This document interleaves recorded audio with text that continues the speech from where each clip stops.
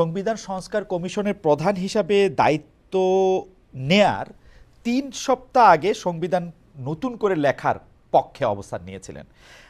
আপনি মানে বক্তব্যই দিয়েছিলেন। এই যে এই অবস্থানটা, এইটা একটা কনফ্লিক্ট অফ ইন্টারেস্ট বা এর কাছাকাছি কিছু কিনা? কারণ আপনি যে প্রতিষ্ঠান, স্যার আপনার মনে আছে নিশ্চয়ই, যে সেন্টার ফর গভর্নেন্স স্টাডিজ এর অনুষ্ঠানে বক্তব্য দিয়েছিলেন, সেটার আপনি উপদেষ্টা ছিলেন। আপনি সংবিধান বাতিলের পক্ষ নেওয়ায় বা সিজিএস সংবিধানের বাতিলের পক্ষ নেওয়ায় তখন এর প্রতিবাদ করে আবার প্রতিষ্ঠানটির চেয়ারম্যান মঞ্জুর আহমেদ চৌধুরী পদত্যাগ করেছিলেন। স্যার, এটারে আপনি কীভাবে দেখেন, যে আপনি যে আগেই বলেছিলেন যে সংবিধানটা আপনি নতুন একটা সংবিধান আপনি চান, সেই জায়গাটা থেকে স্যার যদি একটু বলতেন। এখানে এখানে দু তিনটা বিষয় আছে খালেদ। জি প্রথম স্যার। কথা হচ্ছে সংবিধান বিষয়ক যে বক্তব্যটি আপনি উদ্ধৃত করছেন সেটি সিজিএস এর অবস্থান নয়। আপনি প্রেস কনফারেন্সে প্রথম যখন আমি এই বক্তব্যটা বলি তখন খুব সুস্পষ্টভাবে বলেছি এটা আমার ব্যক্তিগত অবস্থা। এবং রাষ্ট্রবিজ্ঞান পড়ানোর সূত্রে দীর্ঘদিন যাবৎ বাংলাদেশের সংবিধান পর্যালোচনা করার সূত্রে, বোঝার চেষ্টা করার সূত্রে আমার কাছে মনে হয়েছে যে বাংলাদেশের সংবিধান যে অবস্থায় আছে, বিশেষত বিদ্যমান যে সংবিধান পঞ্চদশ সংশোধনীর পর সেই সময় যে সংবিধানটা আছে, সেই সংবিধানের মধ্যে আসলে বিভিন্নভাবেই কর্তৃত্ববাদী প্রবণতা শক্তিশালী করার, এবং আমি যেটা 1983 সালে 1993 সালেও বলেছিলাম, সেটা হচ্ছে লিখিতভাবে বলেছি, আমার দুটো বইয়ে দুটো সুস্পষ্ট প্রবন্ধ অধ্যায় আছে, যেখানে আমি বলেছিলাম যে বাংলাদেশে সাংবিধানিক একনায়কত্ব প্রতিষ্ঠার বিষয়ে খুব সুস্পষ্ট। এক সময় 83 সালে আমার প্রেডিকশন ছিল যে বাংলাদেশে সাংবিধানিক একনায়কত্ব প্রতিষ্ঠিত হবে, 93 সালে আমি বলেছিলাম। সেই অবস্থান থেকে আমি সেটা ব্যক্তিগতভাবে আমার অবস্থানটা আমি বলেছিলাম। এর বাইরে যেটা ঘটেছে সেটা হচ্ছে যে এটা সিজিএস এর অবস্থান নয়, এটা সিজিএস প্রাতিষ্ঠানিকভাবে অবস্থানে আছে। কোথায় কনফ্লিক্ট অফ ইন্টারেস্ট দেখতে পেয়েছেন আমি জানি না। দ্বিতীয় বিষয় হচ্ছে যে আমি ঢাকায় সে সময় একটা বক্তৃতা দিই, সেটা ঢাকার বিশ্ববিদ্যালয়ে আয়োজিত হয়েছিল। এটি একটি সংগঠন থেকে আয়োজিত, এর সঙ্গে সিজিএস এর সম্পর্ক ছিল না। জবান বলে একটি সংগঠন আমাকে আমন্ত্রণ জানিয়েছিল, সেখানে আমি বলেছিলাম যে সংবিধান পুনর্লিখন করার কথা। এটা এটা আমার ব্যক্তিগত অবস্থান। আপনি যদি আজকে আমাকে জিজ্ঞাসা করেন, সেটা সেক্ষেত্রে যেটা হচ্ছে সেটা হচ্ছে আমি এখন কমিশনের দায়িত্ব আছি। আমার বক্তব্যটা ব্যক্তিগত অভিমত আর কমিশনের অবস্থানের মধ্যে একটা দুটো আলাদা জিনিস কিন্তু, এবং তখন আমি দায়িত্ব নেইনি। ফলে এবং দায়িত্ব নেওয়ার কোনো প্রশ্নও ছিল না। ফলে আমি আমার ব্যক্তিগত অবস্থানটা বলেছিলাম এই সূত্রে, যে রাষ্ট্রবিজ্ঞান পড়বার সূত্র থেকে আমি যেটা বুঝতে পারি, দশকেরও বেশি সময় ধরে সংবিধান পড়ালেখা করে আমি যেটা বুঝতে পারি যে বাংলাদেশের সংবিধানের মধ্যে এটা আছে। ফলে এর মধ্যে কনফ্লিক্ট অফ ইন্টারেস্ট কিছু নাই। কারণ হচ্ছে যে এরপরে কমিশন যখন তৈরি হয়েছে, কারণ শেষ করতে, স্যার। কমিশন যখন তৈরি হয়েছে, কমিশন 9 জনের কমিশন, এটা হচ্ছে 1 নম্বর। হুম হুম। কমিশনের দায়িত্ব হচ্ছে অংশীজনদের সাথে কথা বলে তাদের মতামত নিয়ে সেই মতামত প্রতিফলিত করে কমিশনে যারা বিশেষজ্ঞ আছেন তাদের মতামত সংযুক্ত করে সকলের মত সংকলিত করে বিশেষ যেই যে দায়িত্ব দেয়া হয়েছে, কমিশনের তো প্রজ্ঞাপন হয়েছে, সেখানে দুটো দায়িত্ব আছে, সেই দায়িত্ব অনুসারে প্রতিবেদন তৈরি করা। আমরা সেই কাজটি করছি। স্যার, না, আপনি এটা মানে আমি বুঝতে পেরেছি যে স্যার আরেকটু যদি ইলাবোরেট করতে, স্যার আপনি সংস্কার কমিশনের প্রধান, তো স্যার আপনার অবস্থানটা হচ্ছে যে আপনি চান সংবিধান পুনর্লিখিত হোক, আজ থেকে না আরও 30 বছর আগের থেকে, 40 বছর আগের থেকেই স্যার আপনি এটা চান। আপনার আপনার লেখায় পড়ায় বলায় সেটি স্পষ্ট। এখন আবার আপনি অংশীজনের কাছ থেকে মতামত নিচ্ছেন, তাদের চাওয়াটাকে, স্যার তাহলে কি স্যার উপসংহার থেকে আপনি সূচনায় কি করে যাবেন স্যার? আপনি তো ডিসিশন আগেই নিয়ে রেখেছেন। ব্যাপারটা অনেকটা এরকম মনে হয় না? না, আমি আগে ডিসিশন নিয়ে রেখিনি খালি দেখে। এটা খুব সিম্পল, সাংবাদিক হিসেবে আপনার বোঝার কথা। জি স্যার। সেটা হচ্ছে এই যে আমি ব্যক্তিগতভাবে একটা অবস্থানে, আমার রাষ্ট্রবিজ্ঞানী যদি বলেন, রাষ্ট্রবিজ্ঞান পাঠের অভিজ্ঞতা থেকে যদি বলেন, এটা আমার অবস্থা। হুম। এখন যখন আমাকে একটা দায়িত্ব দেওয়া হয়েছে, সে দায়িত্বটা আমি যখন নিয়েছি, দায়িত্বটার প্রজ্ঞাপনের দুটো বিষয় বলা হয়েছে, তাই তো? জি স্যার। একটা হচ্ছে যে পর্যালোচনা করা, আরেকটা হচ্ছে যে কিছু সুপারিশ দেওয়া সংস্কারের জন্য। এই দায়িত্বটা আমি পালন করছি। এই ক্ষেত্রে শুধু আপনি যদি বলেন যে আমার অবস্থান কি নির্ধারণ করবে, তাহলে বুঝতে হবে যে আপনি এখনো এক কেন্দ্রিক ব্যবস্থা এবং মনে করেন যে সকল ব্যক্তি আসলে একনায়কী মনোভাব নিয়ে চলে, তা নয়।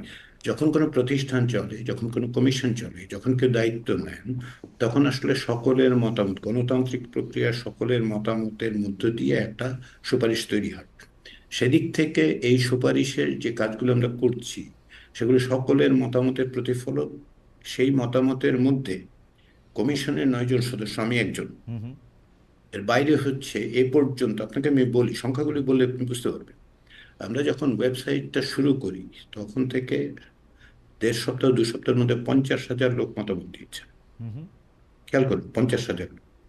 আমরা একটা জরিপ করেছি বিবিএস এর মাধ্যমে, হুম হুম 46,000 হাউস হোল্ডে সার্ভেটা করা হয়েছে। হুম হুম এবার সিম্পল ম্যাথ, প্রায় 1 লাখ লোক, তাই তো? হুম হুম এই 1 লাখ লোক, মানে 1 লাখ লোকের মতামত আছে। হুম হুম আমরা সিভিল সোসাইটির অর্গানাইজেশনগুলোর সাথে কথা বলেছি। হুম হুম এর মধ্যে সিভিল সোসাইটি অর্গানাইজেশন সব মিলে টিলে আপনি যদি দেখেন, প্রায় 52টা সংগঠনের প্রতিনিধিরা এসেছিল। হুম আমরা অন্তত পক্ষে 7 জন সংবিধান বিশেষজ্ঞের সাথে কথা বলেছি। হুম তো হুম এরকম আমি একটা হিসাব দিতে পারি আপনাকে। এদের মতামত গুলো তো, এরা অংশীজন বাংলাদেশের, হুম হুম তাদের সংবিধানের বিষয়ে তাদের বক্তব্য আছে, তাই তো? হুম হুম তো এদের এগুলোর থেকেই আসলে একটা সুপারিশমালা তৈরি হবে। হুম এই ধরুন আমাদের কমিশনে অন্য কেউ ওটা যদি মনে করে, ধরুন কথা, আমাকে বাদ দিন, হুম হুম কেউ যদি মনে করেন যে তিনি এইরকম করতে হবে বা ওই রকম করতে হবে, সেটাই সিদ্ধান্ত হবে না। স্যার এটা পরিষ্কার। আমরা একটু সংবিধানের ভিতরে আসি স্যার। আমরা সংবিধানে থাকা রাষ্ট্রের 4 মূলনীতি, মানে এখন পর্যন্ত সংবিধানে যা আছে, জাতীয়তাবাদ, গণতন্ত্র, সমাজতন্ত্র এবং ধর্মনিরপেক্ষতা, এগুলোকে আমরা দেখতে পাচ্ছি যে মুজিববাদের উপকরণ হিসেবে আখ্যা দিচ্ছে বৈষম্য বিরোধী ছাত্র আন্দোলনের নেতৃবৃন্দ। বিজয় দিবসে নাগরিক কমিটির মিছিলে অন্যতম প্রধান স্লোগান ছিল মুজিববাদ মুর্দাবাদ। 72-এর যে 4 মূলনীতি নিয়ে সংস্কার কমিশনের, বা স্যার যদি আমি আপনাকে জানতে চাই যে আপনার অবস্থান, মতামত বা সুপারিশ কি। আমার প্রশ্নটা এই জন্য যে শেখ হাসিনা প্রবর্তিত ফেসিবাদে 15 বছর ধরে সকল প্রতিষ্ঠানগুলি গলা টিপে হত্যা করার ক্ষেত্রে, মানুষ মারার ক্ষেত্রে, এই ভোট চুরির জন্য, দুর্নীতির জন্য এই 4 মূলনীতিকে আসলে কোনোভাবে দায়ী করা যায় কিনা, মানে স্যার আপনি যদি একটু বলতেন। এখানে দুটো প্রশ্ন আছে খালেদ। জি আসলে আমরা আপনার প্রশ্ন থেকে একটু ডিসেন্টেঙ্গেল করি দুটো প্রশ্নকে, ঠিক আছে? জি একটা হচ্ছে যে 4 মূলনীতির কথা বলেছেন বাংলাদেশের সংবিধানে, যা 1972 সালে গণপরিষদের মধ্য দিয়ে লিখিত সংবিধানে অন্তর্ভুক্ত করা হয়। আপনি সেই 4 মূলনীতির কথা বলছেন, তাই তো? জি জি স্যার। এই যে 4 মূলনীতি 1972 সালে বাংলাদেশের সংবিধানে সংযুক্ত হলো, এর কোনো অতীত ইতিহাস আপনি কি আমাকে বলতে পারেন? মানে বাংলাদেশের মুক্তিযুদ্ধ, যেটা একটা গণযুদ্ধ, হুম হুম যে গণযুদ্ধে সকলে অংশগ্রহণ করেছে, হুম হুম কিংবা ধরুন 1970 সালে নির্বাচন, যেটাকে আওয়ামী লীগ দাবি করে যে তার ম্যান্ডেট বাংলাদেশের সংবিধান হুম হুম রাখার জন্য, সেখানে কি এটা উল্লেখিত ছিল? 1969 সালের আন্দোলন, সেখানে কি এটা উল্লেখিত ছিল? হুম ছিল না। তাহলে পুরো ব্যাপারটাই হচ্ছে 72 সালে যে সংবিধান তৈরি করা হচ্ছে, যা কার্যত একটি দলের দ্বারা তৈরি হচ্ছে। গণপরিষদে সর্বসাকুল্যে 3 জন ছিলেন যারা হুম আওয়ামী লীগ করতেন না, তাই তো? হুম হুম আওয়ামী লীগ 1970 সালে যে নির্বাচন হয়েছিল, তার ভিত্তিতে এই দাবিতে তারা একটা গণপরিষদ গঠন করে। কিন্তু বাংলাদেশের মুক্তিযুদ্ধ তো আসলে সকলে অংশগ্রহণ করেছিল, দল মত নির্বিশেষে। হুম এ বিষয়ে তো আপনার মনে, আমার মনে কোনো সংশয় থাকার কথা, এটা একটা পিপলস ওয়ার, হুম জনযুদ্ধ ছিল। হুম তো তাদের প্রতিনিধিত্ব কি আপনি মনে করেন 1972 সালে যে গণপরিষদ সেখানে ছিল? ছিল না।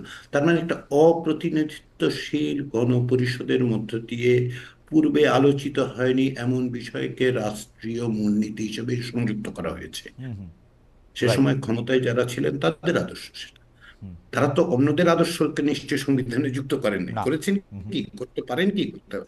তাহলে যদি কেউ বলেন যে এটা আসলে আওয়ামী লীগের আদর্শ 1972 সালে বাংলাদেশের সংবিধানে যুক্ত করা হয়েছে, হুম আপনি কি ভিন্নমতের জায়গাটা কোথায় বললেন? আমি ভিন্নমতের জায়গাটা দেখতে পাই না। হুম এখন তাহলে এটা দাঁড়াচ্ছে যে হুম যে রাষ্ট্রীয় মূলনীতির আলোচনা। হুম আসলে আমি এইখানে একটু বলি, তাহলে বাংলাদেশের মুক্তিযুদ্ধের মধ্যে দিয়ে আমাদের প্রথম সংবিধান কোনটা? প্রথম সংবিধান 72 সালে তৈরি হয়নি। হুম প্রথম সংবিধান 1971 সালে তৈরি হুম হয়েছে। সেটা হচ্ছে স্বাধীনতার ঘোষণাপত্র। রাইট। সেখানে সাম্য, মানবিক মর্যাদা এবং সামাজিক সুবিচারের কথা বলা হয়েছে, তাই তো? হুম হুম আপনি 72 সালে তাহলে সংবিধানে তার রেফারেন্স পান হুম, কেন বলুন তো? সেটার উল্লেখ নেই কেন? হুম, যে প্রথম সংবিধান, যেখানে বলা হচ্ছে যে এই কারণে আমরা রাষ্ট্র প্রতিষ্ঠা করছি, রাষ্ট্রটা প্রতিষ্ঠিত হওয়ার পর তার সংবিধান আপনি তো যুক্ত করছেন না কেন? হুম, এই প্রশ্নটা আমি করতে পারি, আপনি করতে পারেন, নাগরিকরা করতে পারে। হুম, ফলে যার আদর্শ নিয়ে যে আলোচনা, এই আলোচনাটা একটু অন্যভাবে করতে হবে, কেবলমাত্র আজকের সংবিধান সংস্কারের বিবেচনায় নয়, রাজনৈতিকভাবে।